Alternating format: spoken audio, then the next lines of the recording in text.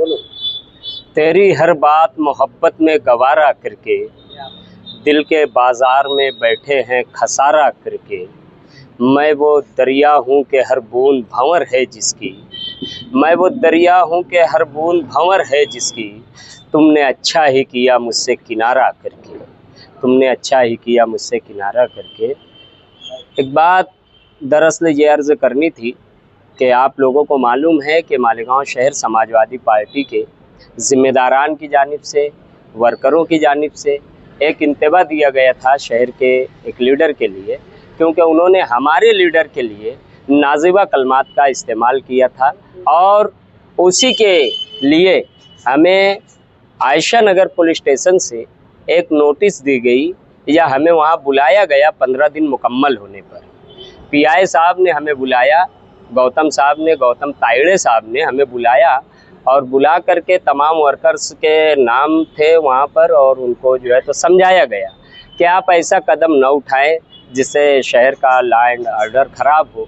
तो हम कानून का भी एहतराम करते हैं और इसीलिए हम इस बात का यहाँ पर ऐलान करते हैं कि जो सामने पार्टी है यानी मेरी मुराद जनाब एजाज बेग साहब को चाहिए कि 15 दिन मुकम्मल होने के बाद हम उन्हें 8 दिन का और टाइम देते हैं, 8 दिन का और वक्त देते हैं कि वो सिर्फ़ और सिर्फ इतना करें कि वो माफ़ी मांग लें। जिस तरीके से उन्होंने बात की है, नाजिबा कलमात हमारे लीडर के लिए कहे गए, शान हिंद साहिबा के लिए बिलखुसूस और मुस्तकिम डिग्निटी साहब के लिए, तो ये अच्छी बात नहीं है। आप माफ़ी मांग लें, वो मामला यहीं पर ख़त्म हो जाएगा, क्योंकि कानून का एहतराम अगर हम करते हैं तो आपके ऊपर भी लाजिम आता है कि आप भी कानून का एहतराम करें और आप माफ़ी मांगें।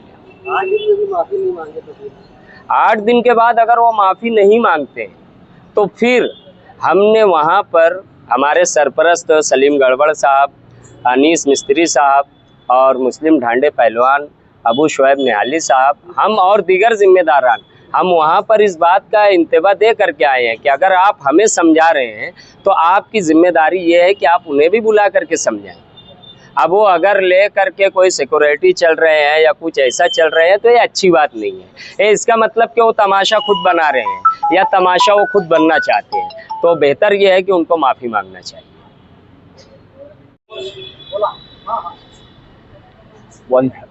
मधुवन सद्यादा रसूल करीम अम्माबाद। आज सबसे पहले जिक्र ज़ात पाक का, जिसने हम इंसानों को अशरफुल मखलूक़ात का खिताब देकर कायनात में परवरिश पाने वाली तमाम तर मखलूक़ों पर अफजल, आला और बाला मकाम अता किया, ताकि हम अपनी ज़िंदगियों में किसी भी मोड़ पर ऐसे फैसले कर सकें जो खुसूसन ख़ास लोगों के लिए, उमूमन आम लोगों के लिए, मजमूई तौर पर तमाम लोगों के लिए यकसा तौर पर मुफीद साबित हो। पिछले 8 सितंबर को एजाज बेग के नाजिबा कलमात के बारे में यहाँ मीटिंग हुई। 23 तारीख को उसका 15 दिन पूरा हुआ। जैसा कि आयशा नगर पुलिस स्टेशन के बारे में इन्होंने बताया, वो सब चीज़ ऑफिसरों का ऐसा कहना है, अच्छे ऑफिसर है वो भी चाहते हैं कि ऐसा ना हो। उन्होंने ये भी कहा हम लोगों से कि मुस्तकीम और एजाज बेग को हम खुद यहाँ ला के उनका वो करेंगे, तुम अभी ज़रा, यानी उन पर भी ये चीज़ का वो है। और सिक्योरिटी के ताल्लुक से मालूम पड़ा तो सिक्योरिटी के ताल्लुक से मेरी ऐसी मालूमात है कि सिक्योरिटी पूरी दुनिया में आज तक किसी को नहीं बचा सकी। जॉन एफ कैनेडी को चलती गाड़ी में गोली मार दी गई, अमेरिका के सदर को, सऊदीया के शाह फैसल को खुद उनके भतीजे ने गोली मार दी, कोई सिक्योरिटी नहीं बचा पाई। महात्मा गांधी को नथुराम गोडसे, हिंदुस्तान का पहला दहशतगर्द, कोई सिक्योरिटी नहीं बचा पाई। इंदिरा गांधी को खुद उनके बॉडीगार्ड ने गोली मार दी, कोई सिक्योरिटी नहीं बचा पाई। राजीव गांधी बम को, तो कोई सिक्योरिटी, तो सिक्योरिटी नाम की कोई चीज़ का, और कोई गोबर के ऊपर सिक्योरिटी लेके चले, ये तो खुद उनके मुंह पे, यानी डार्क कलर पहले ही लग गया। बोले दफड़े लोग, अबे दफड़े से इतना डर, डंडे वाला ले के रख। हम लोग भी सामान साथ में रखा थे कानूनी, हाई कोर्ट तक का। तो एजाज बेग साहब से बस यही गुजारिश है कि हमने अपना कोई इरादा न तब्दील किया है न बदला है।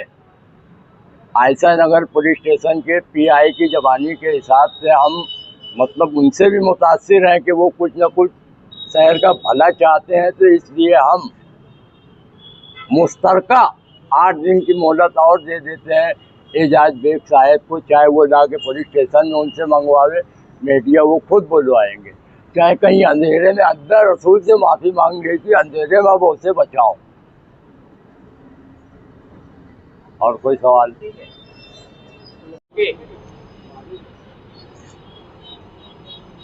एजाज बेग साहब को जो इंतबा दिया गया था कि शान हिंद और मुस्तकिम डिग्निटी के ताल्लुक से जो नाजिबा कलमात का कहे थे उन्होंने, उस पर 15 दिनों में माफ़ी मांगे।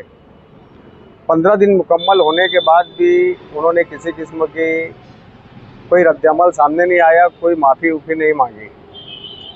और उस पर हमें आयशा नगर पुलिस स्टेशन की जानिब से जो बुलाना आया, पुलिस डिपार्टमेंट के अफसरों ने हमें समझाया कि हम उनको बुलाकर बातचीत करते हैं और मुस्तकिम से भी बात करेंगे और एजाज से भी बात करेंगे।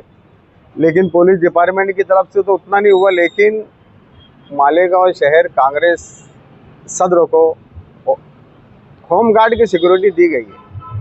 आज वो अपने साथ होम गार्ड लेके मतलब उनकी ऑफिस के बाहर होम गार्ड पहरे पर है।